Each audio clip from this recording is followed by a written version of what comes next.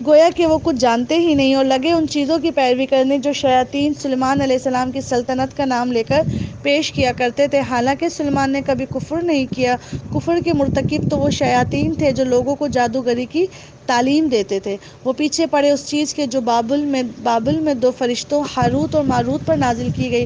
حالانکہ وہ فرشتے جب بھی کسی کو اس کی تعلیم دیتے تو پہلے صاف طور پہ متنبہ کر دیا کرتے تھے، دیکھو ہم محض ایک آزمائش ہیں تو کفر میں مبتلا نہ ہو۔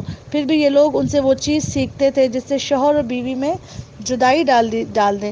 ظاہر تھا کہ اذن الہی کے بغیر وہ اس کے ذریعے کسی کو بھی ضرر نہ پہنچا سکتے تھے، مگر اس کے باوجود وہ ایسی چیز سیکھتے تھے جو خود ان کے لیے نفع بخش نہیں بلکہ نقصان دہ تھی، اور انہیں خوب معلوم تھا کہ جو اس چیز کا خریدار بنا اس کے لیے آخرت میں کوئی حصہ نہیں۔ کتنی بری متاع جس کے بدلے انہوں نے اپنی جانوں کو بیچ ڈالا۔ کاش انہیں معلوم ہوتا، اگر وہ ایمان و تقوی اختیار کرتے تو اللہ کے ہاں اس کا جو بدلہ ملتا وہ ان کے لیے زیادہ بہتر تھا، کاش انہیں خبر ہوتی۔ یہ بیسکلی بنی اسرائیل کی ہی بے شرمیوں میں سے ایک بے شرمی تھی کہ ان کو اللہ تعالیٰ نے جادو کے فتنے سے بھی آزمایا، اور ایسا فتنہ تھا یہ کہ اللہ نے اپنے دو فرشتے ہاروت اور ماروت کو جادوگری کی تعلیم کے لیے بطور آزمائش زمین پر بھیجا۔ اور جادو کیا سیکھتے تھے؟ سلیمان علیہ السلام کا نام لے لے کر، کیونکہ آپ کو پتہ ہے سلیمان علیہ السلام کی جو سلطنت تھی وہ اتنی واسٹ، اتنی وسیع تھی کہ جنات بھی ان کے اختیار میں تھے، ہوائیں اور جانوروں کی، پرندوں کی بولیاں بھی ان کو سمجھ آتی تھی، مطلب بہت وسیع عظیم الشان اقتدار سلیمان علیہ السلام کو دیا تھا۔ تو جنات کے ذریعے سلیمان علیہ السلام کی سلطنت کا نام لے کر یہ جادو کیا کرتے تھے۔ اور جادو بھی کیا تھا ان کا؟ میاں بیوی کے درمیان جدائی ڈال دینا۔ آپ کو پتہ نا شیطان کی سب سے بڑی جیت یہ ہوتی ہے کہ کسی طرح سے میاں بیوی کے درمیان رخنہ ڈال دے، ایک بحث کے ذریعے ایک عداوت، ایک دشمنی، ایک علیحدگی ڈال دے۔ اسی طرح سے جادو کی انتہا ان کے ہاں یہ تھی کہ کپلز کو توڑا جاتا تھا، اور ایکسٹرا میریٹل افیئرز یعنی کہ کنواری لڑکیوں کی اٹریکشن چھوڑ کے شادی شدہ عورتوں کو اپنی طرف کرنے کے لیے لوگ جادو کرتے تھے۔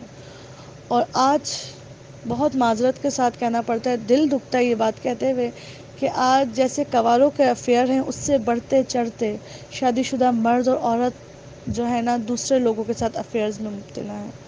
یہ انتہا ہوتی ہے کسی قوم کی پستی کی کہ حلال اس کے بستر میں موجود ہے لیکن حرام نے اس کو دیوانہ کیا ہوا ہے۔ اللہ ایسے انجام اور ایسی رسوائی کے عذاب سے بچائے۔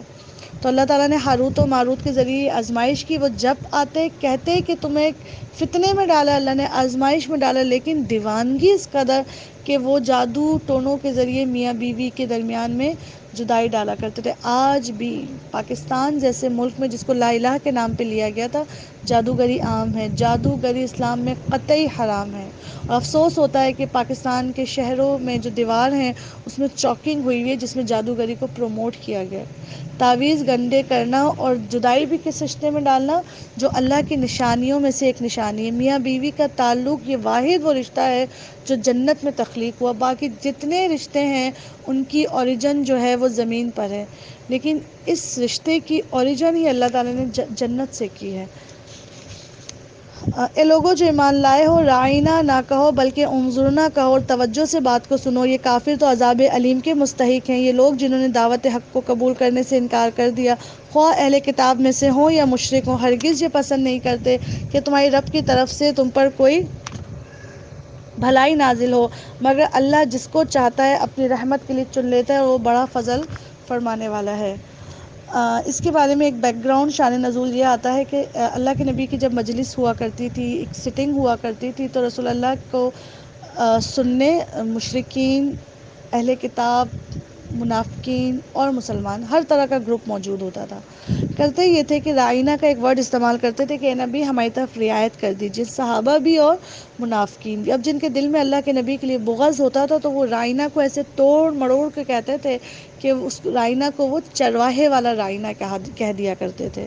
دل میں غصہ تھا نا، تو رسول اللہ صلی اللہ علیہ وآلہ وسلم کی انسلٹ کرنے کی کوشش کرتے تھے۔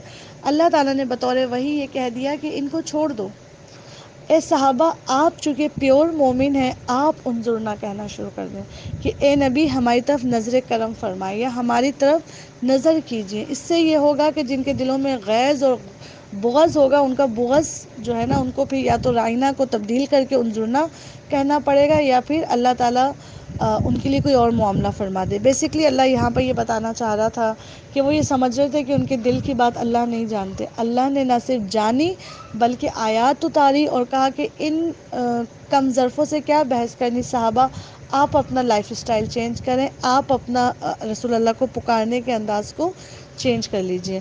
ہم اپنی جس آیت کو منسوخ کر دیں یا بھلا دیں، اس کی جگہ اس سے بہتر لاتے ہیں یا کم از کم ویسی ہی۔ کیا تم جانتے نہیں ہو کہ اللہ ہر چیز پر قدرت رکھتا ہے؟ کیا تمہیں خبر نہیں کہ زمین اور آسمانوں کی فرما روائی اللہ ہی کے لیے اور اس کے سوا کوئی تمہاری خبر گیری کرنے اور تمہاری مدد کرنے والا نہیں۔ یہاں یہ چیز بتائی جا رہی ہے، یہ ایک قانون نسخ ہوتا ہے اسلام میں، قرآن کی ایک ٹرم میں سے ہے کہ اللہ اپنے احکامات میں، اللہ کی کتاب ہے نا، اللہ جس آیت کو چاہے منسوخ کر دیتا ہے تو یا تو اس جیسی کوئی لے آتا ہے یا پھر اس سے بہتر۔ آپ کو قرآن میں بہت سارے قوانین ملیں گے جو منسوخ آیات کے زمرے میں آتی ہیں۔ ایک مثال دے دوں کہ جب تک زنا کی سورہ نور میں سزا نہیں آئی تھی، اس سے پہلے سورہ نساء میں یہ آیت آئی تھی کہ جو زنا کا مرتکب ہو، تمہاری عورتوں میں سے جو کھلی بدکاری و فحاشی کرے تو اس کو تا حیات اس کی موت تک کوٹری میں بند کر دو، یا پھر اللہ اس کے لیے کوئی اور سبیل، کوئی اور راستہ نکالے۔ تو وہ آیت آج بھی موجود ہے مگر وہ حکم منسوخ ہو چکا ہے۔ اب حکم کیا ہے کہ اگر شادی شدہ مرد عورت زنا کرے تو ان کو پتھر مار کے رجم کر دو، اگر کنوارے کرے تو ان کو 100 کوڑے مارو۔ پھر کیا تم اپنے رسول سے اس قسم کے سوالات اور مطالبے کرنا چاہتے ہو جیسے اس سے پہلے موسیٰ سے کیے جا چکے ہیں؟ حالانکہ جس شخص نے ایمان کی روش کو کفر کی روش سے بدل لیا وہ راہ راست سے بھٹک گیا۔ اہل کتاب میں سے اکثر لوگ یہ چاہتے ہیں کہ کسی طرح تمہیں ایمان سے پھیر کر پھر کفر کی طرف پلٹا لے جائیں، اگرچہ حق ان پر ظاہر ہو چکا ہے، مگر اپنے نفس کی حسد کے بنا پر تمہارے لیے ان کی خواہش یہ ہے۔ اس کے جواب میں تم عفو درگزر سے کام لو یہاں تک کہ اللہ خود ہی اپنا فیصلہ نافذ کر دے۔ مطمئن رہو کہ اللہ تعالیٰ ہر چیز پر قدرت رکھتا ہے۔ نماز قائم کرو اور زکوٰۃ دو، تم اپنی عاقبت کے لیے جو بھلائی کما کر آگے بھیجو گے اللہ کے ہاں اسے موجود پاؤ گے۔ جو کچھ تم کرتے ہو وہ سب اللہ کی نظر میں ہے۔ ان کا کہنا ہے کہ کوئی شخص جنت میں نہ جائے گا جب تک وہ یہودی نہ ہو، اور عیسائیوں کے خیال کے مطابق عیسائی نہ ہو۔ ان کی تمنائیں ہیں یہ۔ ان سے کہو اپنی دلیل پیش کرو اگر تم اپنے دعوے میں سچے ہو۔ دراصل نہ تمہاری کچھ خصوصیت ہے نہ کسی اور کی، اور حق یہ ہے کہ جو بھی اپنی ہستی کو اللہ کی اطاعت میں سونپ دے اور عملاً نیک روش پر چلے اس کے لیے اس کے رب کے پاس اس کا اجر ہے، اور ایسے لوگوں کے لیے کسی خوف یا رنج کا موقع نہیں۔ ہمارے سامنے یہود اور نصارہ تو نہیں بیٹھے ہوئے، ہمارے مسلمانوں کے درمیان فرقہ پرستی، مسلک کی کشتی بہت لڑی جا رہی ہے۔ ایک مسلک والے کے عین نزدیک دوسرے مسلک کے بڑے بڑے عالم جو ہے نعوذ باللہ وہ کفر ہیں، وہ مرتد ہو گئے ہیں۔ افسوس یہ ہوتا ہے کہ کلمہ گو ایک دوسرے کے اوپر کفر کے فتوے لگا رہے ہیں۔ تو یہاں کیا کہتے ہیں کہ جو ایک مسلک سے اٹیچڈ ہیں ان کے بس وہ کیا کہتے ہیں، ایک کنواں ان کا ہے اور اس میں وہ اسی کو دی اینڈ سمجھ رہے ہیں۔ اللہ کے نبی نے فرمایا تھا کہ سابقہ امتوں کے تو 72 فرقے بنے تھے، میری امت کے تو 73 بنیں گے اور اس میں سے ایک ہی راہ حق پر ہوگا۔ تو جب اللہ کے نبی نے اس کو سیکرٹ رکھا تو ہمیں کس نے کہا کہ دیوبند سمجھیں کہ ان کا جھنڈا کامیاب، اور بریلوی سمجھے کہ ان کا جھنڈا کامیاب، اہل حدیث سمجھے کہ ان کا جھنڈا کامیاب، اہل سنت سمجھے کہ ان کا۔ دیکھیں اسلام میں مسلک پرستی، فرقہ کی کشتی اور فرقہ واریت، اس کی کسی طور پہ اللہ کے نبی نے اس کی پروموشن نہیں کی، نہ قرآن ہمیں اس کی تائید کرتا ہوا نظر آتا ہے۔ تو کیا کہتے ہیں، ایک مسلک والے کہتے ہیں جی ہم ہی جنت جانے والے ہیں، دوسرے کہتے ہیں جی ہم ہی جنت جانے والے ہیں، جبکہ اس کا جو حقیقی علم ہے وہ کس کے پاس ہے؟ اللہ کے پاس۔ اور اللہ نے کہا کہ حقیقتاً وہ ہے جنتی جو اپنی ذات کو، اپنے نفس کو اللہ کے حوالے کرتے ہیں، عملاً اللہ کی اطاعت پہ آ جائے۔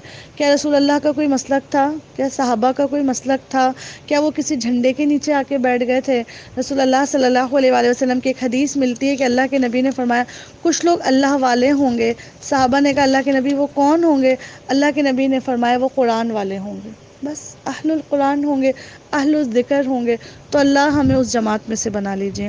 اور ایک چیز اور میری پیاری بہنوں، چونکہ انڈیا پاکستان میں تو مسلک پرستی بہت زیادہ ہے، تو جب اختلافات آ جائیں، جب ہر طرف سے اس چیز کے مکے لگ رہے ہوں، کوئی بولے ہم حق پہ، ایک شور مچا ہوا ہو، تب ایک دعا پڑھ لیجئے، یاد کر لیجئے، اللہم ارنا الحق حقا وارزقنا اتباعہ وارنا الباطل باطلا وارزقنا اجتنابہ۔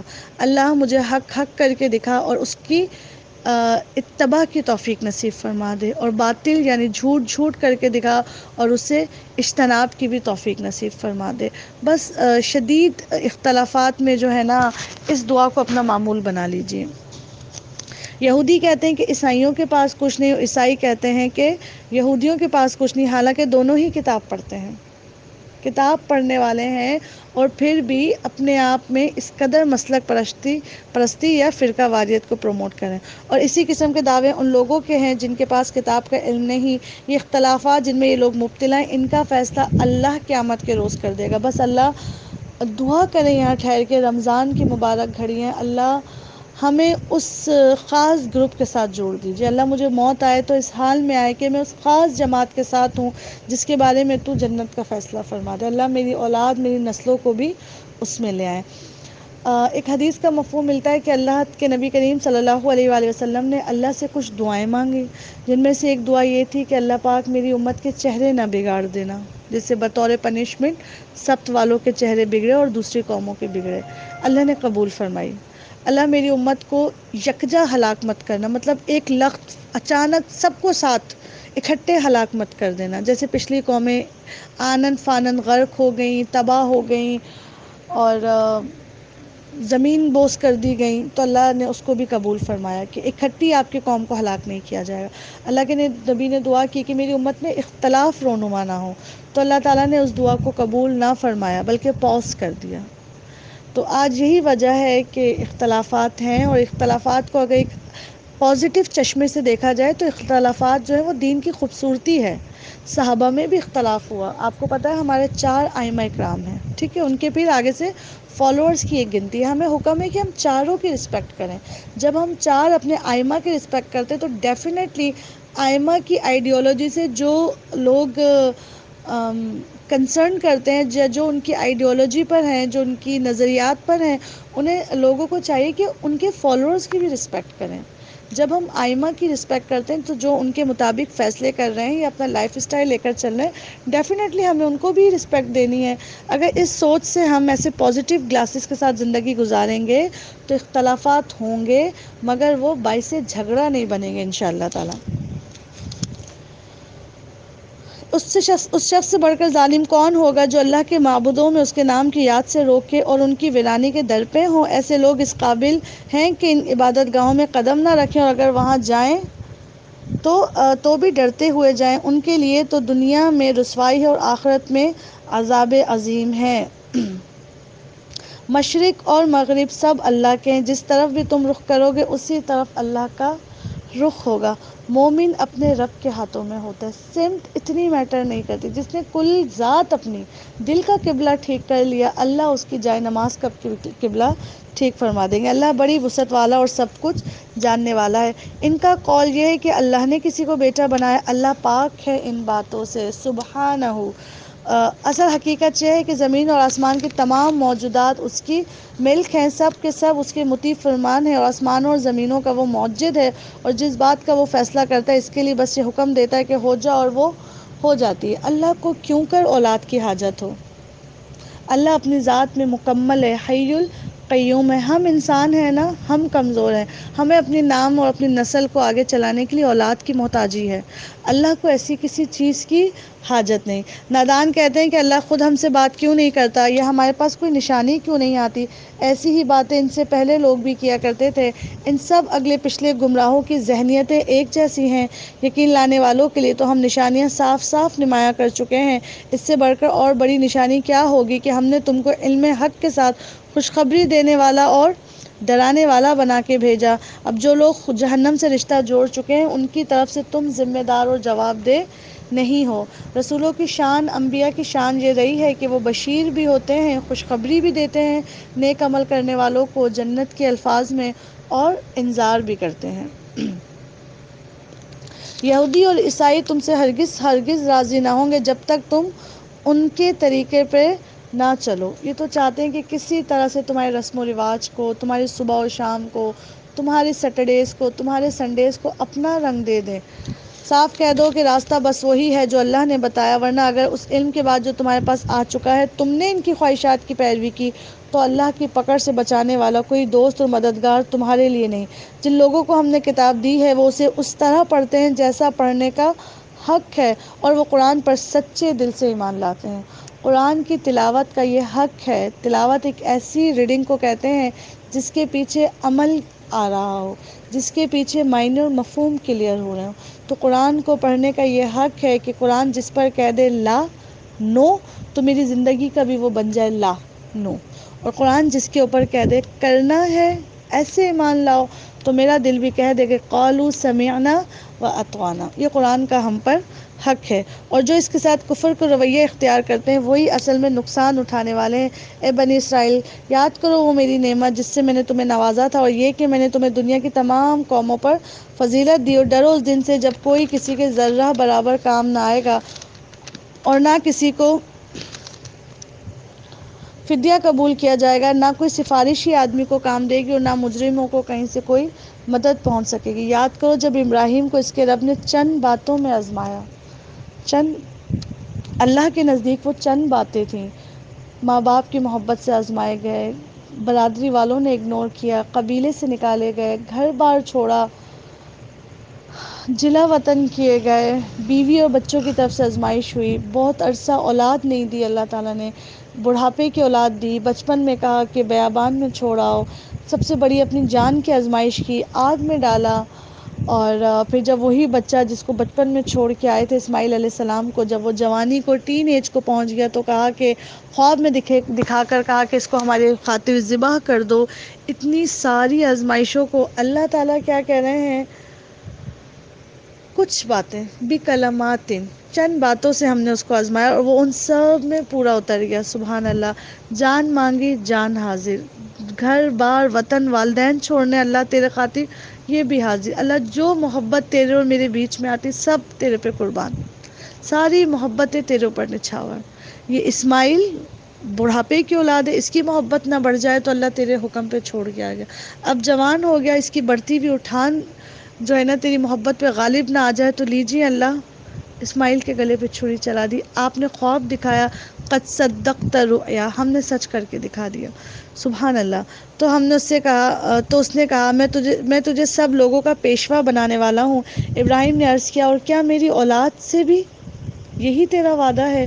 بس جو ہی پتہ لگا اچھا میں امام بننے والا ہوں، مجھے اللہ پیشوا بنا رہے ہیں. تو ایمان والوں کی حالت یہ ہے کہ سب سے زیادہ ماں باپ اپنے بچوں کے لیے سینسٹیو ہوتے ہیں. آج مائیں پردہ کریں اور ان کی آنکھوں کے سامنے ان کی بیٹیاں بے پردہ گھوم رہی ہیں. آج باپ نمازی ہوں اور گھر میں اپنے بیٹے کو وائی فائی کا پاسورڈ دیا ہوا ہے تاکہ وہ نماز چھوڑ کے نیٹ فلکس کی موویز دیکھتا رہے. خدا کے لیے کیسے سیلفش ماں باپ ہو گئے.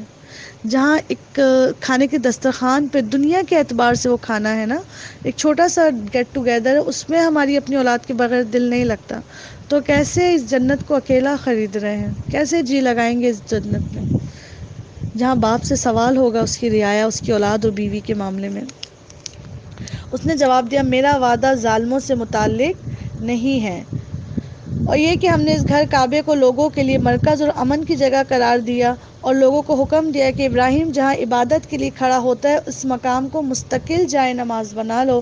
اور ابراہیم اور اسماعیل کو تاکید کی تھی کہ میرے اس گھر کو طواف اور اعتکاف اور رکوع اور سجدہ کرنے والوں کے لیے پاک رکھو. اور یہ کہ ابراہیم نے دعا کی اے میرے رب اس شہر کو امن کا شہر بنا دے اور اس کے باشندوں میں سے جو اللہ اور آخرت کو مانے انہیں ہر قسم کے پھلوں کا رزق دے. جواب میں اس کے رب نے فرمایا جو نہ مانے گا دنیا کے چند روزہ زندگی کا سامان تو میں اسے بھی دوں گا، مگر آخر کار اسے عذاب جہنم کی طرف گھسیٹوں گا اور وہ بدترین ٹھکانہ ہے.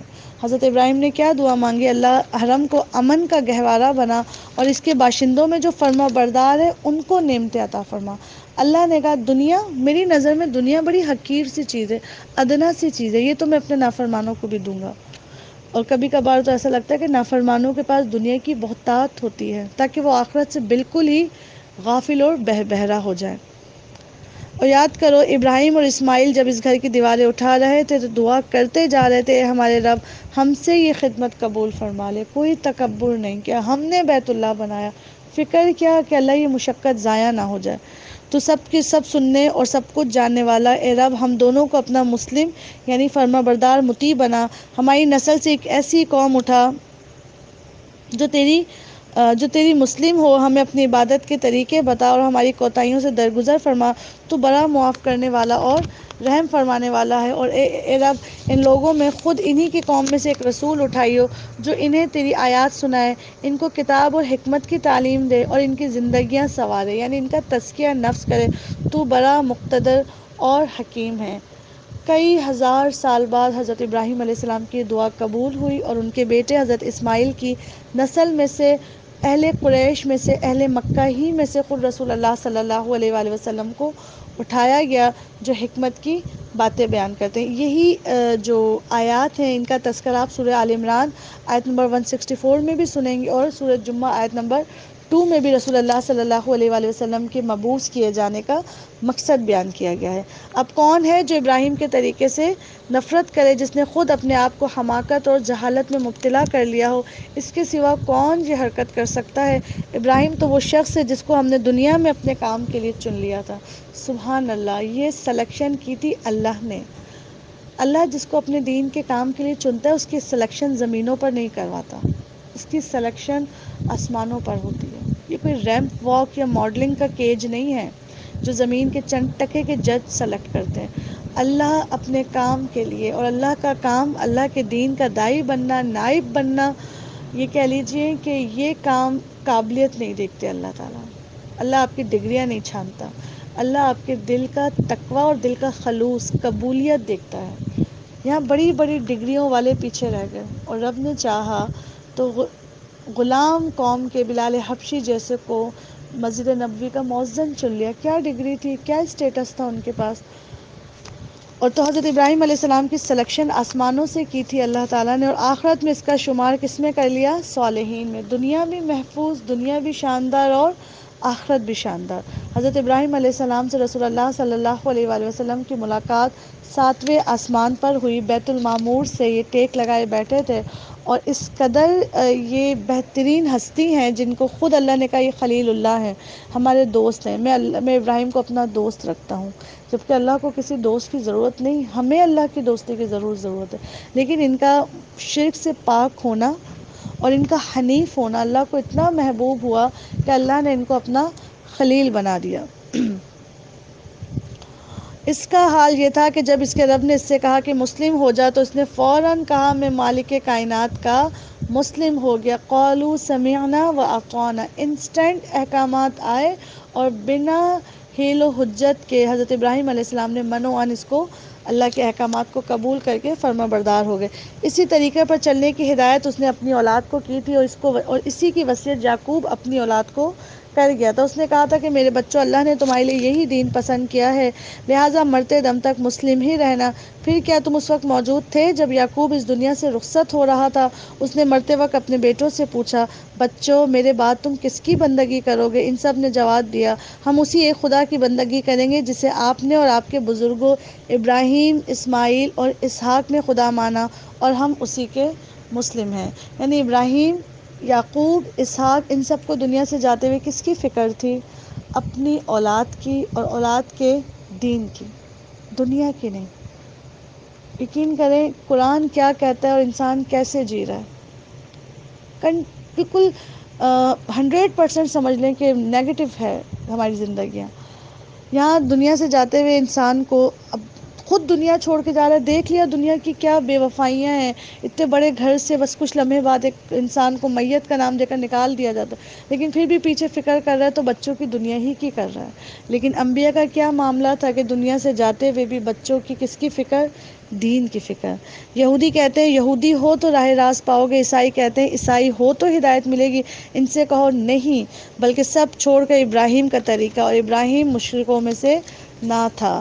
مسلمانوں کہو کہ ہم ایمان لائے اللہ پر اور اس ہدایت پر جو ہماری طرف نازل ہوئی، اور جو ابراہیم، اسماعیل، اسحاق، یعقوب اور اولاد یعقوب کی طرف نازل ہوئی تھی، اور جو موسیٰ اور عیسیٰ اور تمام دوسرے پیغمبروں کو ان کے رب کی طرف سے دی گئی تھی۔ ہم ان کے درمیان کوئی تفریق نہیں کرتے اور ہم اللہ کے مسلم ہیں، پھر اگر وہ اسی طرح ایمان لائیں جس طرح تم لائے ہو تو ہدایت پر ہیں، اور اگر اس سے منہ پھیریں تو کھلی بات ہے کہ وہ ہر دھرمی میں پڑ گئے ہیں۔ لہٰذا اطمینان رکھو کہ ان کے مقابلے میں اللہ تمہاری حمایت کے لیے کافی ہے اور وہ سب کچھ سنتا اور جانتا ہے۔ کہو اللہ کا رنگ اختیار کرو، کہو اللہ کا رنگ اختیار کرو، صبغۃ اللہ، اور اس کے رنگ سے اچھا اور کس کا رنگ ہوگا، اور اسی کی ہم بندگی کرنے والے ہیں۔ کیا مطلب صبغۃ اللہ؟ اللہ کا کیا رنگ ہوتا ہے؟ اللہ کی اطاعت کا رنگ۔ جب انسان اپنے آپ کو اللہ کے سپرد کر دیتا ہے تو گویا وہ سر سے پیر تک اللہ کے رنگ میں رنگ جاتا ہے۔ اس کی وہی مرضی ہوتی ہے جو رب کی مرضی ہوتی ہے۔ اللہ کے نبی کریم صلی اللہ علیہ وآلہ وسلم کی حدیث کا ہمیں مفہوم ملتا ہے۔ اللہ کے نبی نے فرمایا، تم میں سے کوئی شخص اس وقت تک مومن نہیں ہو سکتا جب تک اس کی خواہشات اس دین کے مطابق نہ ہو جائیں جو میں لے کر آیا ہوں۔ یعنی بس وہ وہی چاہے جو میری دین میں حلال ہے، جو میری شریعت کا مزاج ہے وہی انسان کا مزاج بن جائے۔ اور یقین کریں، مان لیجئے کہ اللہ کا رنگ چڑھتا تبھی ہے انسان کے اوپر سے جب اس کے اوپر سے باطل قوتوں کا رنگ اتر جاتا ہے، جب اس کو آزمائش کی بھٹی سے اللہ نکلواتے ہیں۔ اگر آپ نے رنگ چڑھانے اور رنگ کاٹنے کا عمل جو کبھی دیکھا ہو، کس طرح کا ہوتا ہے؟ پہلے رنگ کی کٹائی ہوتی ہے، پھر اس پہ نیا رنگ چڑھایا جاتا ہے۔ اس وقت ہمارے دلوں پہ، ہمارے وجود پہ دنیا کا رنگ چڑھ چکا ہے، باطل پرستوں کا رنگ چڑھ چکا ہے۔